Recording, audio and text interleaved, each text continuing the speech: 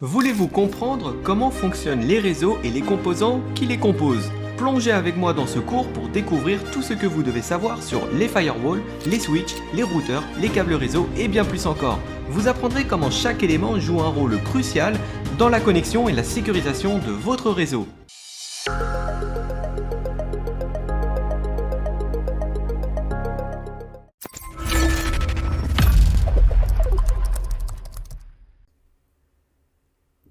Dans ce cours, nous allons voir différents composants du réseau.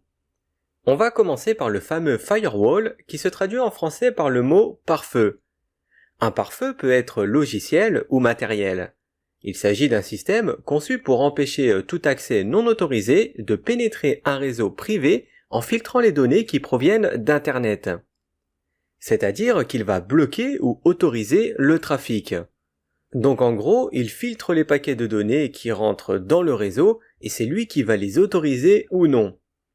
Aujourd'hui, le pare-feu est indispensable à toute entreprise pour assurer la sécurité de son réseau. Il existe différents types de pare-feu. On va voir rapidement celui qui est basé sur l'hôte. Un pare-feu basé sur l'hôte est un pare-feu purement logiciel. C'est le genre de pare-feu qui est installé sur votre ordinateur pour le protéger. Par exemple, sur les versions récentes de Windows, il y a un pare-feu basé sur l'hôte. Vous pouvez l'activer ou le désactiver vous-même et même créer des règles d'exception en fonction du nom de l'application. Et bien sûr, vous pouvez toujours aussi acheter un autre pare-feu et l'installer sur votre ordinateur pour ajouter encore plus de sécurité. On va maintenant parler des types de médias. Aujourd'hui, il existe plusieurs catégories de câbles à paire torsadée que vous devrez connaître pour l'examen. La principale différence de ces normes porte sur la vitesse maximale qui peut être gérée sans problème de diaphonie. Diaphonie, ce sont simplement les interférences.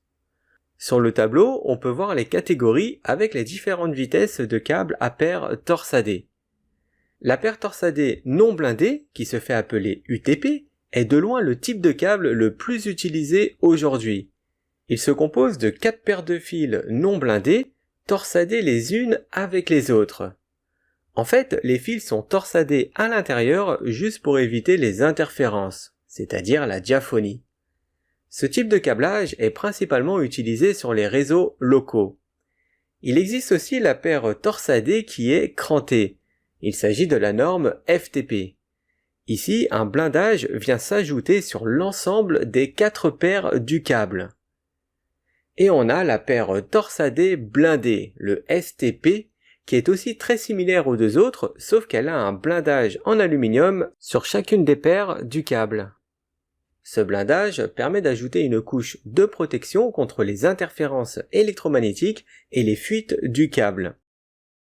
Passons maintenant au câble coaxial qui est principalement utilisé par les opérateurs pour fournir de l'Internet haut débit aux ordinateurs. Au tout début de l'informatique, on l'utilisait plutôt comme un bus pour desservir un réseau d'ordinateurs. Il existe deux types courants de câbles coaxiaux. Il y a le RG6, qui est conçu pour les longues distances et couramment utilisé pour la télévision par câble et la connexion Internet. Et on a le RG59, qui lui est conçu pour les courtes distances et s'utilise plutôt pour de la vidéo haute définition et de haute qualité. On va maintenant parler des câbles à fibre optique. La fibre optique utilise des impulsions lumineuses pour envoyer des données, ce qui le rend très rapide et en plus il peut s'étendre sur de longues distances. Comme on a vu dans un cours précédemment, il y a deux modes différents en fibre optique. On a la fibre monomode et la fibre multimode. La fibre monomode est un câble à fibre optique qui permet à la lumière d'entrer uniquement sous un seul angle, ce qui lui procure l'avantage de s'étendre sur de longues distances. Et en multimode, la lumière se propage dans plusieurs faisceaux qui se reflètent sur les parois du câble. Contrairement à la fibre monomode, le multimode est conçu pour les courtes distances. On va maintenant détailler différents périphériques réseau. Voici un modem de type DOCSIS qui est utilisé pour une connexion par câble. Il permet de gérer des signaux de données entrants et sortants comprenant Internet, la vidéo et l'audio. La version 3.1 d'un modem DOCSIS permet de prendre en charge des vitesses allant jusqu'à 10 gigabits en download et 1 gigabit en upload. Passons maintenant au concentrateur, que l'on connaît aussi sous le nom de hub. Le concentrateur est considéré comme un appareil non intelligent car il ne filtre aucune donnée et il ne sait même pas où les données sont censées arriver. Lorsqu'un paquet de données arrive sur l'un de ces ports, eh bien il est bêtement copié sur tous les autres ports. Ce qui veut dire que tous les équipements qui lui sont raccordés recevront ce paquet. Non seulement c'est un problème de sécurité, mais en plus cela crée un trafic complètement inutile sur le réseau. C'est pourquoi le switch est arrivé. Le commutateur est très similaire à un concentrateur, sauf que lui est doté d'une intelligence. Le switch apprend les adresses physiques des périphériques qui lui sont connectés, et de plus, il les garde même en mémoire dans une table. Ce qui veut dire que lorsqu'un paquet de données arrive sur le commutateur, eh bien il sera dirigé uniquement vers le port qui lui est destiné. C'est d'ailleurs la principale différence entre un concentrateur et un commutateur. Le switch sera tout de même largement préféré qu'un hub car il réduit considérablement le trafic inutile sur le réseau. Passons maintenant au pont réseau qui porte plutôt le nom de bridge en anglais. Ce type d'équipement est utilisé pour diviser un réseau en domaines de collision. Par exemple, si vous avez un réseau qui est segmenté en deux par des concentrateurs, eh bien cela veut dire que tout le trafic broadcast des deux segments est vu par l'ensemble des ordinateurs. Ce qui provoque encore une fois du trafic inutile. C'est là que le pont a toute son utilité. Si vous ajoutez un pont au réseau, cela réduira tout le trafic inutile entre les deux segments car les données seront filtrées en fonction de leurs adresses MAC. Le pont ira croiser les données uniquement s'il rencontre une adresse MAC de destination appartenant à l'autre segment du réseau.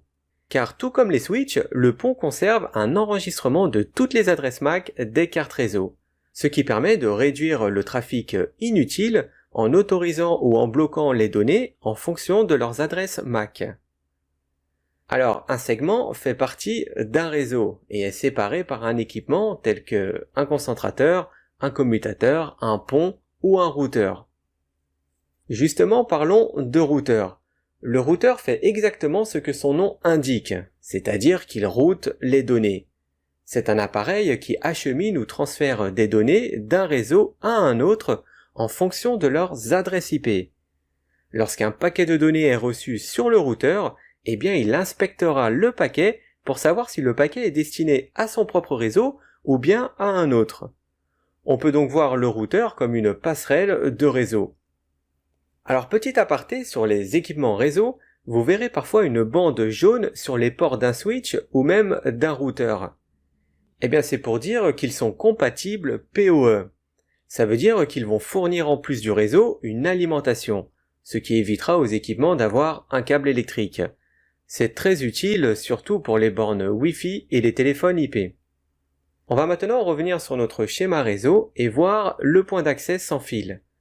Le point d'accès sans fil est essentiellement un concentrateur sans fil utilisé par des appareils sans fil.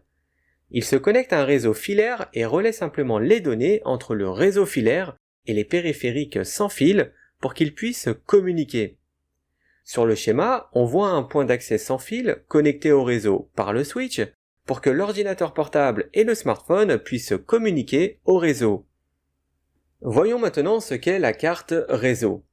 Une carte d'interface réseau est utilisée pour connecter un ordinateur au réseau. Il s'agit simplement d'une carte de circuit imprimé qui est installée sur votre ordinateur. Son rôle consiste à convertir les données qui rentrent pour que l'ordinateur puisse les comprendre. Chaque carte réseau a son propre identifiant qui est l'adresse MAC. C'est un identifiant unique. Passons à la carte modem, qui permet à un ordinateur de transmettre des données sur des lignes téléphoniques. Les données d'une ligne téléphonique sont analogiques, alors que celles d'un ordinateur sont numériques. C'est pourquoi le rôle du modem est de convertir les données de la ligne téléphonique en numérique pour que l'ordinateur puisse les comprendre. On va maintenant voir un terme technique qui est le panneau de brassage. Il s'agit d'un panneau contenant plusieurs connecteurs permettant de brasser des câbles réseau. Il permet aux admins réseau d'apporter une connexion à différents points d'un bâtiment. Avant de terminer le cours, on va parler rapidement de technologie sans fil. L'I3E est une organisation internationale pour l'avancement des technologies liées aux courants faibles. C'est eux qui sont responsables d'un ensemble de normes qui portent le nom de 802. La norme pour les réseaux locaux sans fil, c'est-à-dire le Wi-Fi, est le 802.11. La technologie sans fil est de plus en plus populaire et il existe aujourd'hui 5 normes sans fil. Les normes A, B, G, N et AC.